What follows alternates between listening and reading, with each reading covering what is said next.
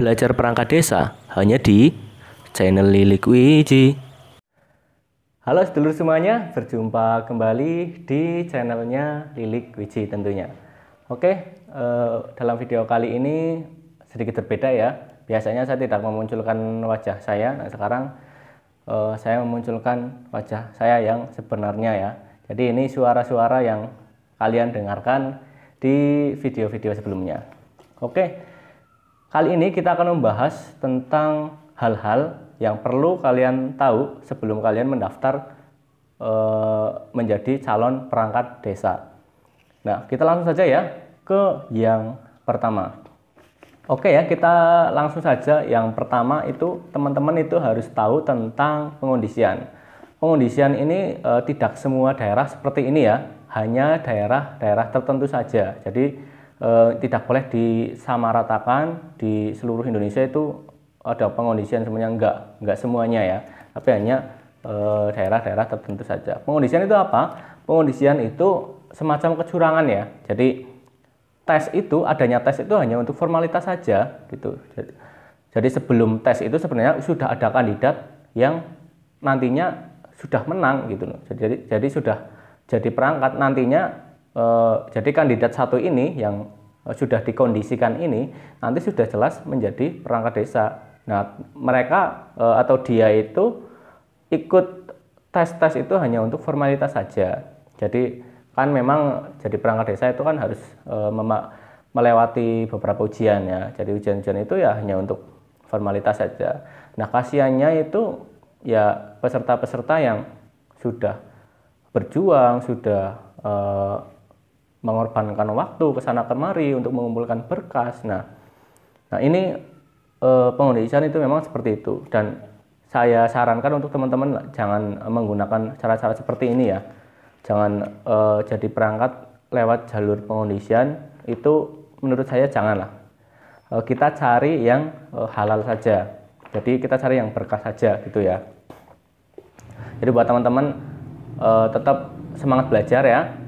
Semangat belajar, jangan sampai kok jadi perangkat itu dari hasil pengondisian itu ya. Nah pengondisian ini dilakukan oleh siapa saja?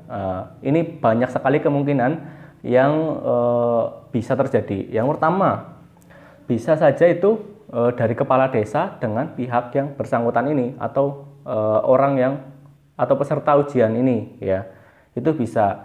Kemudian bisa juga panwas ya, panwas yang katanya itu pengawas, bisa saja itu terlibat dalam pengondisian ya. Malah lebih kuat pengawas daripada kepala desa. Mungkin kepala desa sudah punya jago nih, tapi nantinya itu bisa saja kalah dengan pengawas. Nah seperti itu, karena pengawas kan itu di tingkat kecamatan seperti itu ya. Yaitu kemungkinan yang terjadi ya. Atau perangkatnya juga, atau pembuat soal ya, antara peserta dengan pembuat soal itu juga bisa. Itu kemungkinan yang terjadi saat pengondisian. Dan pengondisian ini itu pasti akan terlihat netral. Jadi teman-teman, karena ini pengalaman saya ya, saya yang sudah tertipu itu ya. Jadi saya share saja apa adanya, tanpa ini saya langsung ngomong tanpa saya susun dulu. Jadi itu kemarin seperti itu. Jadi pas ujian dilaksanakan itu semuanya terlihat seolah-olah itu netral, transparan, tapi mereka memang sudah menyusun di belakang. Jadi di jauh-jauh hari mereka sudah menyusun agar ujian itu terlihat netral seperti itu ya teman-teman. Oke, yang pertama tadi ya, pengondisian itu ya, paling enggak itu sekedar buat pengetahuan teman-teman aja. Jadi tidak semua desa seperti itu, tapi masih ada kemungkinan beberapa desa yang masih seperti itu gitu ya. Oke, yang kedua, teman-teman juga harus tahu mekanismenya ya. Jadi mekanisme ujian perangkat desanya itu seperti apa? Apakah ada ujian prakteknya, kemudian ujian pidato atau wawancara, kemudian ujian tertulis. Nah teman-teman itu harus tahu ya, mekanisme ujiannya itu seperti apa. Jadi jangan hanya ada pendaftaran, oh aku harus ikut daftar, jangan gitu. Tapi kita tetap sambil menunggu pendaftaran, kita juga harus mencari tahu ya, mencari tahu mekanismenya itu seperti apa. Karena di kabupaten saya dengan kabupatennya sedulur semuanya mungkin berbeda mekanismenya ya. Jadi di kabupaten saya itu tidak ada wawancara dan juga pidato, tapi ada kemarin dari subscriber saya ada juga yang wawancara dan pidato. Seperti itu ya. Itu memang berbeda ya dari kabupaten satu dengan kabupaten yang lainnya seperti itu. Jadi teman-teman harus tahu mekanisme ya. Pertama tadi pengondisian, kedua mekanisme itu teman-teman harus tahu. Kemudian yang ketiga itu materi ya. Jadi materi apa saja yang nantinya diujikan pada saat ujian perangkat desa. Gitu. Contoh seperti ini. Di kabupaten saya itu ujiannya itu Undang-Undang Dasar 45, terus Pancasila, Undang-Undang Desa itu sudah jelas wajib ya. Undang-Undang Desa dan PP-nya, PP 43 dan PP 47, kemudian Bahasa Indonesia, pengetahuan umum teknis pemerintahan, kemudian juga ada perbubnya ya, jadi kayak pengelolaan keuangan desa, nah itu juga keluar. Nah teman-teman harus tahu materi apa saja yang nanti diujikan. Nah jangan hanya asal ikut terus tahunnya hanya UU desanya saja yang diujikan ya, jangan seperti itu. Nah makanya saya sediakan soft file atau prediksi-prediksi soal di link deskripsi ya. Buat teman-teman silakan yang mau order soft filenya saya sediakan. Tapi yang saya sediakan ini yang umum ya, jadi yang di seluruh Indonesia itu diujikan. Ya, contohnya Undang-Undang Desa, kemudian Undang-Undang 1945, kemudian Pancasila itu yang saya sediakan. Nanti ada daftar isinya di situ. Teman-teman silakan cek saja di link deskripsi. Dan alhamdulillah sudah banyak yang lolos ya. Dan ini bukan karena saya ya, tapi karena teman-teman sendiri yang belajar. Jadi kelolosan teman-teman itu bukan karena software saya. Saya hanya membantu share, membantu materi, dan teman-teman itu lolos atas kerja dari teman-teman sendiri. Kerja dan juga doa lah ya, seperti itu. Nah, kemudian yang keempat, saya sarankan ke teman-teman untuk silaturahmi ya, silaturahmi ke perangkat-perangkat yang sudah jadi ya, jadi ke perangkat desa yang sudah jadi. Jadi kemarin waktu saya ujian sekdes itu, saya sempat mendatangi ke 4 sekdes ya.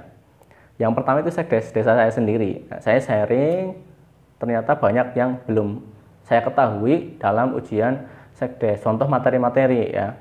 Jadi memang di tulisan di Perbuk itu hanya ditulis undang-undang yang diujikan itu undang-undang desa.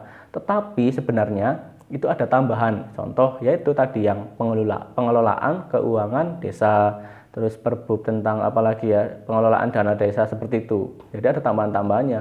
Makanya saya sarankan ke teman-teman itu silaturahmi lah ya, silaturahmi ke perangkat desa yang sudah jadi. Syukur-syukur ada saudara atau teman lah. Kalau desa saya kan otomatis saya kemarin KKN ya, setelah KKN jadi kenal sekdesnya gitu.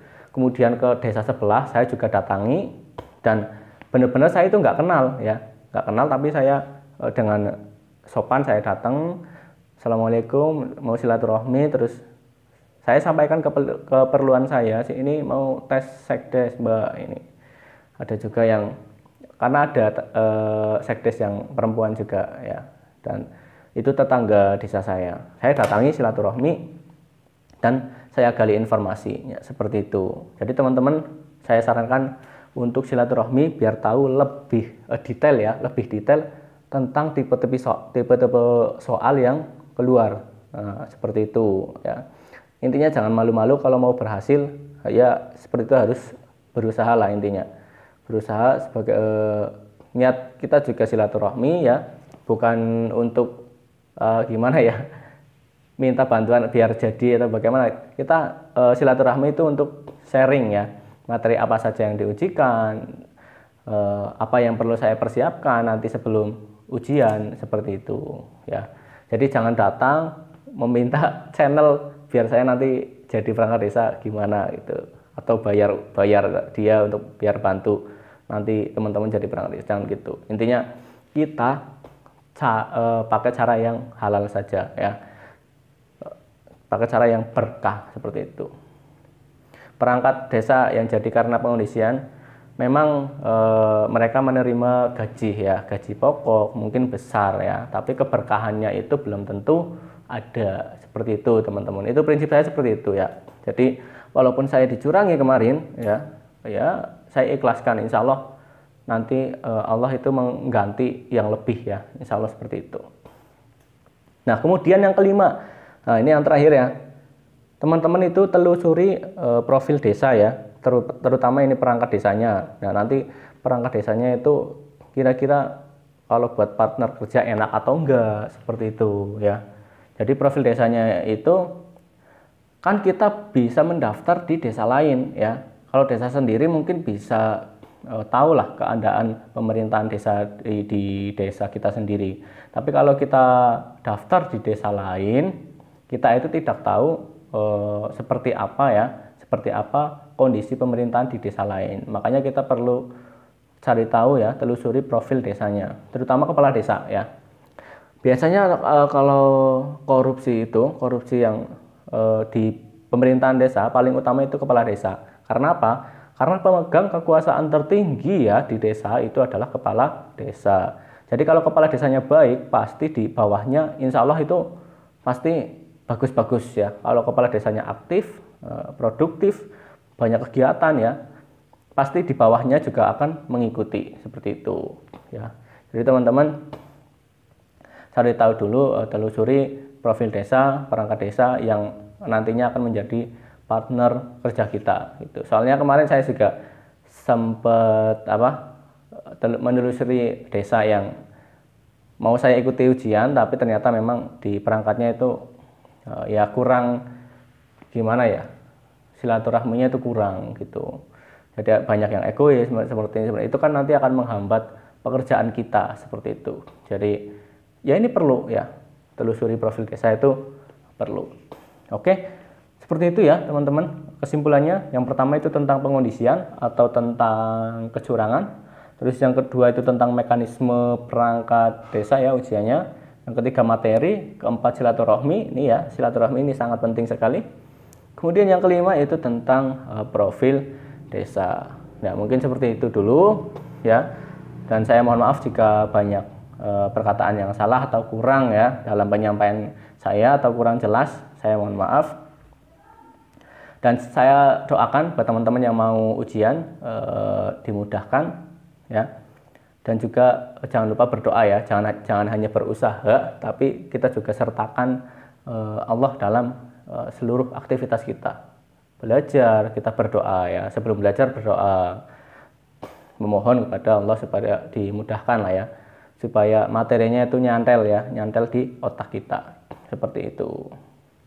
Dan jangan lupa juga ya buat teman-teman yang mau order soft file, silakan cek link di deskripsi. Di situ sudah saya sertakan semuanya. Nanti akan terhubung langsung dengan admin ya, dengan admin dari channelnya Lilik Wiji, seperti itu.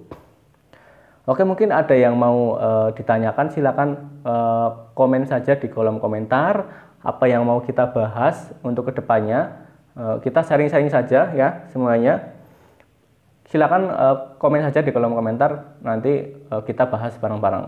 Dan nanti saya juga mau share pengalaman saya dari hari pertama sampai hari terakhir ketika dicurangi ya, dan berapa nilai-nilai kecurangan itu ada di rentang berapa.